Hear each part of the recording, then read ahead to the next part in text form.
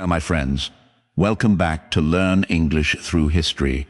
I am so happy you are here today. Find a comfortable place to sit. Take a slow breath, and let's begin together. Now I want you to imagine something. Picture a cold night in ancient Persia. You are standing on a hillside. The stars are very bright. The air is still. Down below, a shepherd's fire is burning. Next to that fire, a small baby is sleeping. The baby does not know it, but somewhere far away, a powerful king is afraid. That king has given an order. He wants this baby dead, but the baby is sleeping, safe. His name was Cyrus. Before we go on, if you love stories like this, please subscribe to Learn English Through History. Every week, we bring you a new story.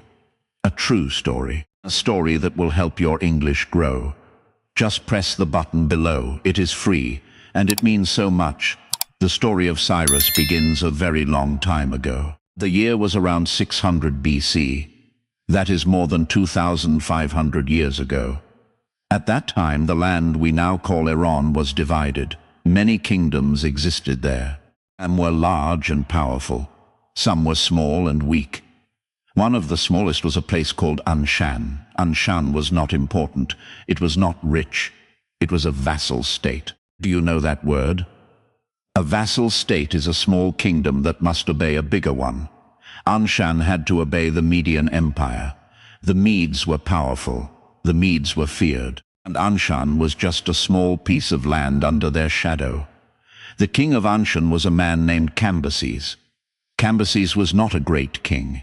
He was not famous. He was a quiet ruler of a quiet place. But Cambyses had a son. And that son would change everything. The son's name was Cyrus. Now here is something important. Cyrus was not just the son of a small king. His mother was a princess. Her name was Mandane. And Mandane was the daughter of the most powerful king in the land. Her father was Astyages. Astyages was the king of the Medes. He ruled over a huge empire. He was feared by many people. And he was the grandfather of Cyrus. Astyages was also afraid. One night before Cyrus was born, Astyages had a dream. In the dream he saw water flowing from his daughter Mandane. The water grew and grew. It covered all of Persia. It covered all of Asia. His advisors told him what this meant. They said the dream was a warning. They said the child of Mandane would one day take his throne. Astyages was very frightened.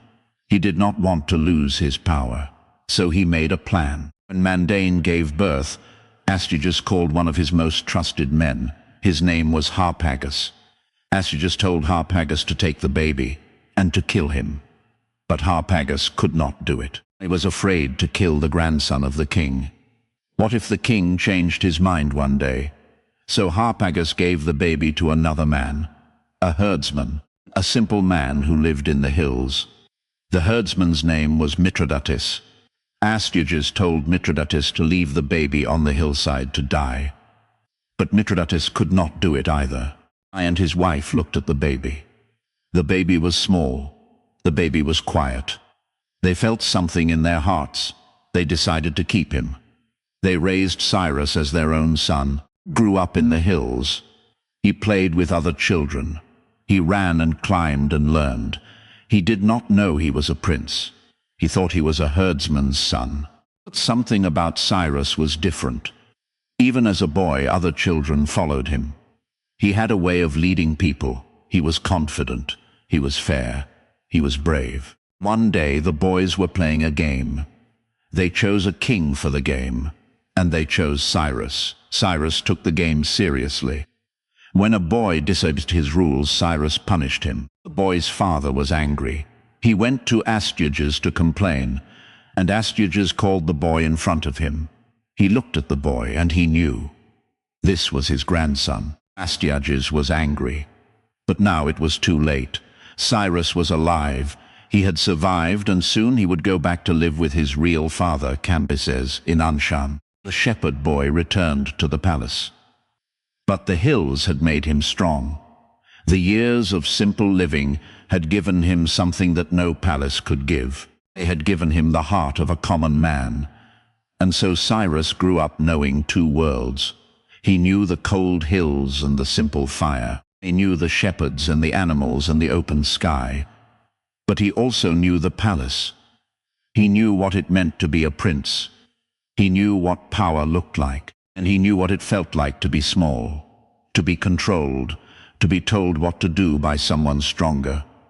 He watched Anshan, watched how it had to bow to the Medes. He watched his father pay tribute to Astyages. He saw the servants carry gold and silver to the Median king, and something began to grow inside Cyrus. It was quiet first, just a feeling. A question. Why should a man bow down to another? Why should a whole people be told they are less? That feeling would stay with Cyrus for many years, and one day it would change the world. For many years, Cyrus waited. He became the king of Anshan after his father died. He was now a king, but he was still a vassal. He still had to obey Astyages. He still had to send tribute to the Median court. He still had to live under the shadow of a bigger power. But Cyrus was watching, and he was learning. He looked at the Median Empire around him. He saw something important. The empire was not as strong as it seemed. The soldiers were unhappy. The people were tired. Astyages was a harsh ruler, and taxed the people heavily. He punished those who disagreed with him.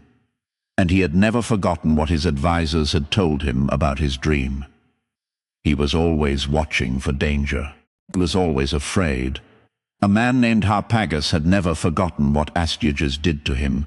Remember Harpagus? He was the man who had refused to kill the baby Cyrus. As punishment, Astyages had done something terrible to him. He had killed Harpagus's own son, and served the boy's flesh to his father at a dinner. Harpagus had sat at that table. He had eaten, and he had said nothing. But he had not forgotten. He had waited for many years. Now he was a general in the Median army, and secretly he sent a message to Cyrus. The message said, "Revolt, I will help you." In the year 553 BC, Cyrus made his move. He raised an army, called together the Persian tribes. He stood before them, and he spoke. He told them they were not less than the Medes. He told them they did not have to bow down. He told them they could be free. The Persian tribes listened, and they followed him. The war lasted 3 years. It was not easy. Astyages had a large army. Cyrus was fighting against his own grandfather, against the empire that had ruled over his people his whole life. There were moments when it seemed impossible. There were battles that Cyrus nearly lost. But then something happened. Inside the Median army, Harpagus kept his promise. He turned his soldiers away from the battle.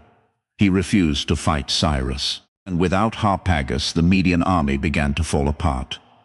In 550 BC, Cyrus entered the Median capital of Ecbatana. Astyages was captured. He was brought before Cyrus. The old king stood in front of the grandson he had tried to kill. And Cyrus did something that surprised everyone. He did not kill him. He did not punish him badly. He let Astyages live. He treated him with respect. He said, "You are old. You are my grandfather. You will not be harmed." The soldiers around Cyrus were watching. The people of the Median Empire were watching. And what they saw was something they had never seen before. A conqueror who showed mercy. A king who did not destroy those he defeated. This was not how kings behaved in the ancient world. Kings killed their enemies. Kings took slaves. Kings burned cities. But Cyrus was different, and the world was beginning to notice. Word spread quickly across the ancient world. People heard what Cyrus had done. They heard he had defeated the mighty Medes. They heard he had spared the old king. They heard he had united the Persian tribes. And many people who had lived under harsh rulers their whole lives, began to feel something new. They began to feel hope. Now Cyrus had an empire, but he was not finished. He looked west. He saw a kingdom called Lydia. Lydia was in the land we now call Turkey. The king of Lydia was a man named Croesus. Croesus was famous across the ancient world for one thing above all others. He was rich, more rich than almost anyone alive. In fact, we still use his name today. We say as rich as Croesus to describe someone with more money than they could ever spend. Croesus had heard about Cyrus. He was worried. A new power was rising in the east. And Croesus decided he would attack before Cyrus became too strong. Before he did, he went to the famous oracle at Delphi in Greece. The oracle was a holy woman believed to speak the words of the gods. Croesus asked her, "If I go to war with Cyrus, what will happen?" The oracle told him, "A great empire will fall." Croesus was happy. He thought she meant Cyrus's empire. He was wrong. In 5 fought his army west. The two armies met. The battle was fierce, but Cyrus was a brilliant commander. His soldiers were fast, they were brave, and Cyrus had learned something important. The Lydian army was famous for its cavalry. Its horsemen were among the best in the world. So Cyrus put camels at the front of his army. Why camels? Because horses are afraid of camels. They do not like the smell. When the Lydian horses came close, they panicked, they turned and ran. The battle was over quickly. Its great empire fell, and the oracle's words came true, just not in the way Croesus expected. But Cyrus again did not destroy. He captured Croesus. Instead of executing him, he made him an advisor. He kept the wise old king at his side. He asked him questions. He listened to his answers. A man who had just been your enemy could still teach you something. Cyrus believed this. His empire was now enormous. It stretched from the border of India in the east to the coast of the Aegean Sea in the west. It had united more people, more languages, more cultures under one rule than anyone before him. But here is what made Cyrus truly different from every other conqueror before him. He did not force the people he conquered to change. He did not take away their gods. He did not ban their languages. He let them keep their customs, let them worship as they wished. He appointed local governors, but let the people live as themselves. This was completely new. No ruler had ever done this before, and because of this, the people of his empire did not hate him. They did not wait for a chance to rebel. They accepted him. Many of them loved him. He was not their master. He was, as the Persians said, their father. But there was still one city that Cyrus had not taken, the greatest city in the world, a city of enormous walls and ancient power, a city that had stood for centuries and never fallen, Babylon. Babylon was not just a city, it was a symbol. It was the center of the known world. Its walls were so thick that 2 chariots could ride side by side along the top of them. Its temples reached toward the sky. Its markets were full of silk and gold and spices from every corner of the earth. Travelers who saw Babylon for the first time could not believe their eyes. Nothing in their experience had prepared them for it. The king of Babylon at this time was a man named Nabonidus. Nabonidus was not a good king. He had made many enemies inside his own city.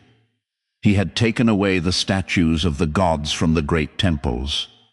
He had forced his people into hard labor. He had ignored the old traditions. And the priests of Babylon, powerful men who controlled the temples and the minds of the people, had turned against him. People of Babylon were waiting for someone better, and Cyrus knew it. He did not rush to attack. He was patient. He moved his army into position slowly. He cut off the roads. He controlled the rivers. He talked to the priests. He sent messages into the city.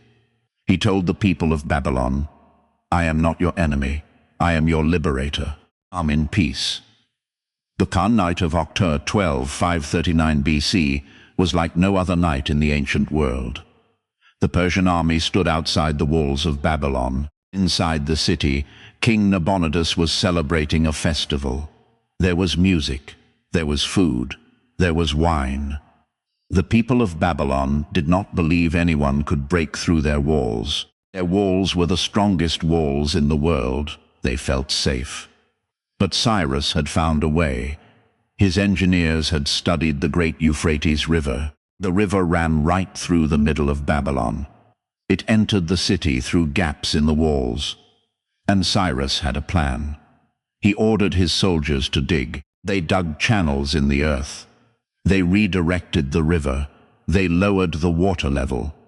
And when the water was low enough, the Persian soldiers walked into Babylon. Through the riverbed, under the walls, in the dark. The city barely fought back. The soldiers of Babylon were unprepared.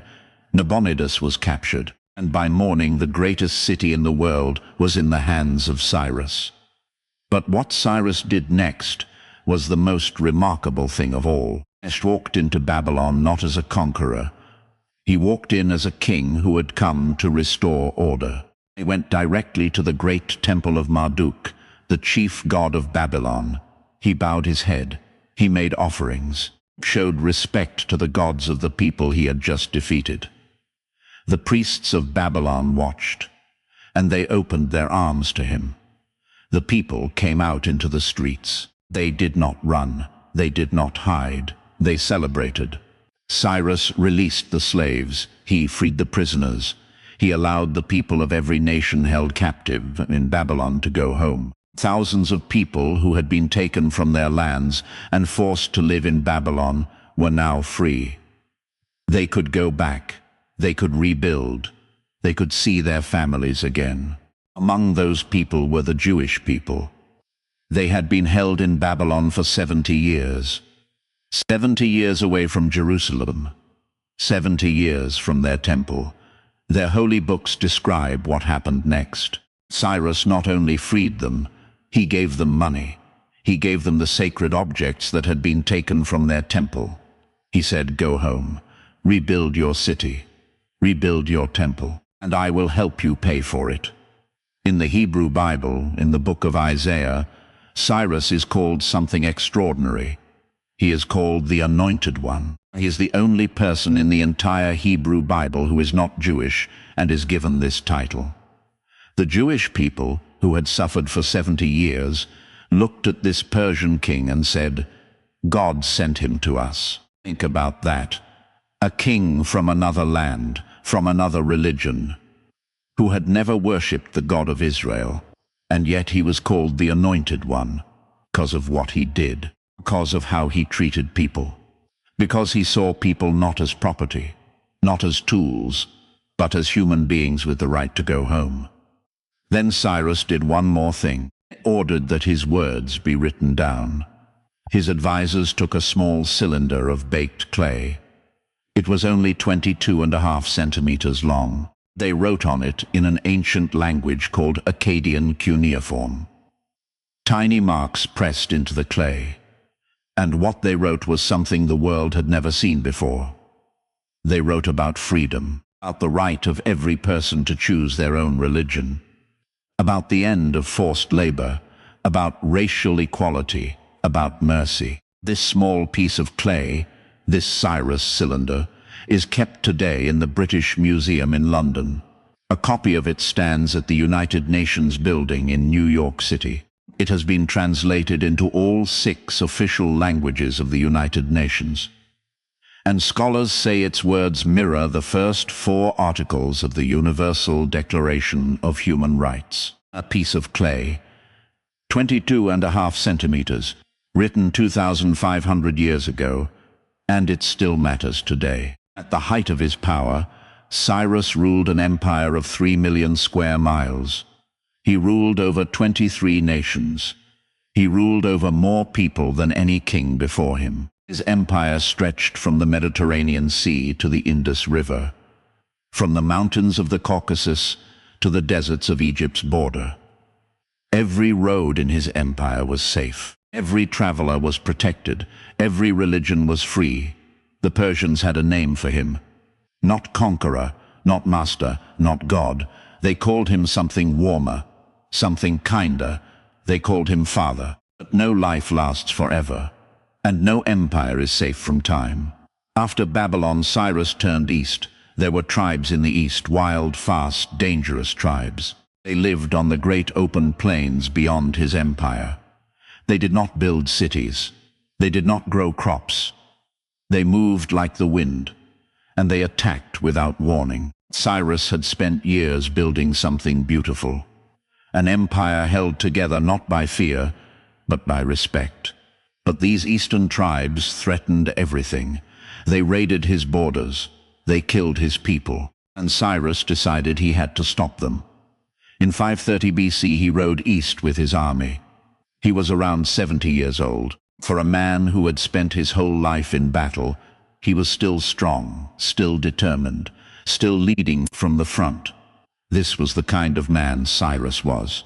He did not send others to fight while he sat safely behind walls. He rode with his men. He ate what they ate. He slept in the same conditions. His soldiers loved him for this. But the Eastern campaign was different. The enemy was not a city. It was not a king with a throne to protect. It was thousands of fast-moving warriors who knew the land, who could disappear into the plains and reappear somewhere else, who did not fight the way armies were supposed to fight. What happened next is not completely clear. Herodotus, the Greek historian, tells one story. He says Cyrus was killed in battle. He says the queen of the nomadic tribe, a woman named Tomiris, defeated him. Other historians say he died of natural causes. The truth is lost to time. What we know is this: Cyrus died in 530 BC was gone. His body was brought back to Pasargadae, to the beautiful capital city he had built. There in a simple stone tomb he was laid to rest. The tomb was not enormous. It was not covered in gold. It was simple, just stone, just silence. On the wall of the tomb, according to ancient sources, there were words. A message from Cyrus to everyone who would come after him. The words said, "O man, whoever you are and wherever you come from, for I know that you will come, I am Cyrus who won the Persians their empire. Do not begrudge me this little earth that covers my body. Do not begrudge me this little earth that covers my body." A man who had ruled 3 million square miles, and he asked only for a little earth.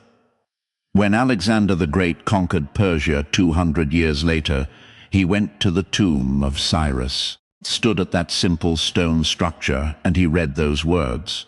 And Alexander, the most powerful man of his own age, bowed his head, gave orders that the tomb must be protected, that nothing must be disturbed. He stood in silence before the man he considered the greatest ruler who had ever lived. That is what the darkness of Cyrus's ending reveals. Not failure, not defeat, but the size of a man who never needed to be large to be great. Cyrus was gone, but what he built did not disappear. His son Cambyses continued the empire. Then Darius the Great expanded it further, all the way to India in the east and the edges of Greece in the west. Achaemenid Empire became the largest empire the ancient world had ever seen. And it was built on the foundation that Cyrus created, on respect for others, on mercy, on the idea that different people can live together under the same sky. The Cyrus cylinder survived. After more than 2,000 years underground in the ruins of Babylon, British archaeologists found it in 1879. Today it sits in the British Museum in London. Millions of people have seen it. Scholars study it. World leaders have spoken about it. The United Nations uses it as a symbol. And the ideas written on that small piece of clay, freedom of religion, racial equality, an end to forced labor, are still the ideas that the modern world tries to protect. The Jewish people never forgot Cyrus. In the Hebrew Bible, his name appears many times. He is called a shepherd. He is called a Messiah. And the community he helped rebuild, the community that returned to Jerusalem and built the Second Temple, continued for centuries. The line of history that begins with Cyrus freeing the Jews in 538 BC runs all the way to the world we live in today. Thomas Jefferson, who helped write the American Declaration of Independence, owned 2 copies of the ancient biography of Cyrus. He and the other founding fathers studied Cyrus's ideas about how to lead, about how to respect people of different backgrounds. The ideas of a Persian king from 2,500 years ago helped shape the most powerful democracy in the modern world. Everywhere Cyrus went, people called him the same thing. Not conqueror, not destroyer, father. A boy who was supposed to die on a cold hillside. A prince from a tiny, powerless kingdom. A vassal who was told he would never be more than that. He became the father of human rights. He became the ruler the world still remembers. And his tomb still stands today in Pasargadae, Iran. It has survived earthquakes. It has survived invasions. It has survived 2,500 years of wind and rain and time. People still visit it. They walk up the stone steps. They look at the simple structure. And they think about the man who rested there. The man who was born to die on a hillside. The man who outlasted every king who ever tried to stop him. Some stories end, but some stories just keep going. My friends, before we close, I want to speak directly to you. Cyrus was born into a small place, a place that did not matter. His own grandfather tried to stop him before he even began. Every step of his life, someone was telling him, "You are not enough. You are too small. You do not have the right power." But Cyrus kept going. He kept learning, one step at a time. And I believe that is exactly where you are right now. Maybe you are learning English and no one around you speaks it. Maybe you have tried and stopped. Maybe a voice inside you says, "This is too hard. My English is not good enough." I want you to hear something. That voice is wrong. Just like Cyrus, you are building something. Word by word, sentence by sentence, story by story. You may not see the empire yet. You may only see the small hillside. But you are already doing something brave. You are listening to a whole story in another language. And you understood it. You understood the story of a man who lived 2,500 years ago. In a language that is not your first. That is not small. That is extraordinary. Keep going, my friend, one story at a time. And that is the story of Cyrus the Great. A vassal prince who became ruler of the world. A king remembered not for how many people he destroyed, but for how many people he set free. If you enjoyed today's story, please give this video a like. If you have a friend learning English, share this with them. Leave a comment below. Tell me, what surprised you most about Cyrus? Next time, we have another extraordinary story waiting for you. Another life, another moment that changed everything.